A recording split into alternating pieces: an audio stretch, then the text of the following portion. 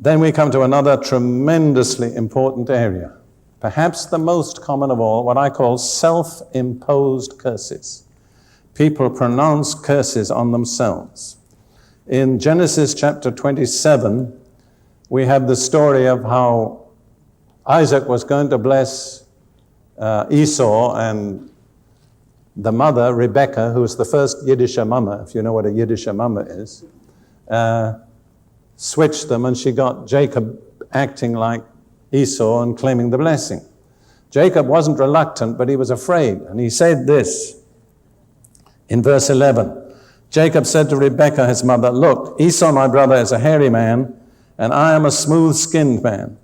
Perhaps my father will feel me, and I shall seem to be a deceiver to him, and I shall bring a curse on myself and not a blessing." But his mother said to him, "Let your curse be on me, my son." She took on herself the curse that would have been due to Jacob. A self-imposed curse.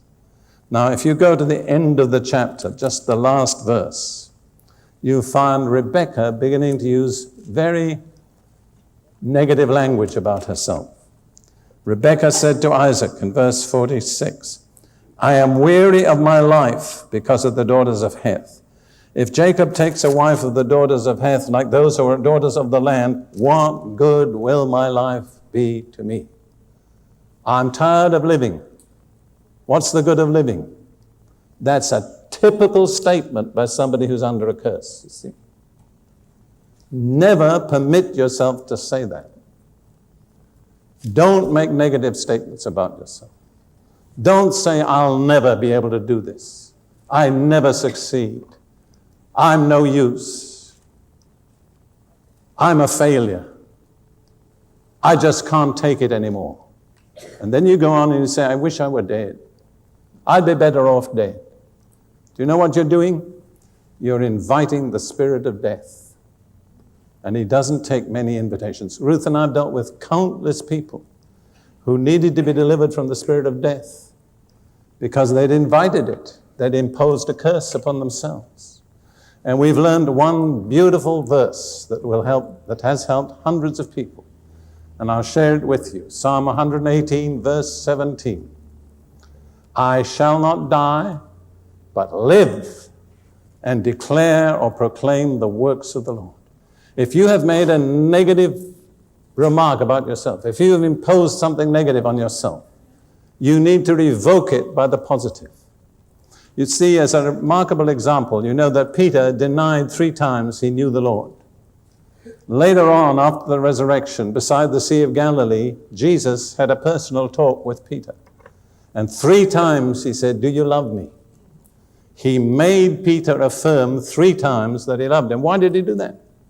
Because Peter had to revoke the negative statements he'd made before the crucifixion. See? So if we've said something negative and brought some dark shadow over us, we need to revoke the negative and replace it by the positive. And this verse is a perfect one. "I shall not die." Doesn't mean you'll never die, but it means Satan's not going to kill you before your time. "I shall not die, but live and declare the works of the Lord." I think it would be good for all of us to say that. First time you say it after me. "I shall not die, but live and declare the works of the Lord." Now let's all say it together this time. "I shall not die, but live and declare the works of the Lord." Now once more. "I shall not die, but live and declare the works of the Lord." Now saying that may change the destiny of your life.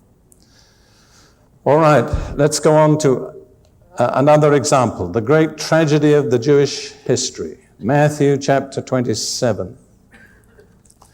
Jesus is before Pilate, and Pilate is willing to release him.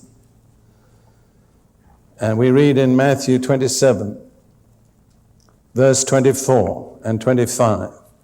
"When Pilate saw that he could not prevail at all, but rather that a tumult was rising, he took water and washed his hands before the multitude, saying, 'I am innocent of the blood of this just person. You see to it.' And all the people answered and said, 'His blood be on us and on our children. What's that? A self-imposed curse. The great tragedy of Jewish history. And by those words, a strand of tragedy was woven into Jewish history, which has run for 19 centuries. What a lesson not to say the wrong thing about ourselves. I pointed out to you in the previous session that God had protected Abraham against curses. He said, anyone that curses you, I will curse. There's just one area that God could not protect the Jewish people from themselves. See? And that's true in our lives many times. God can protect us from everything except what we say about ourselves.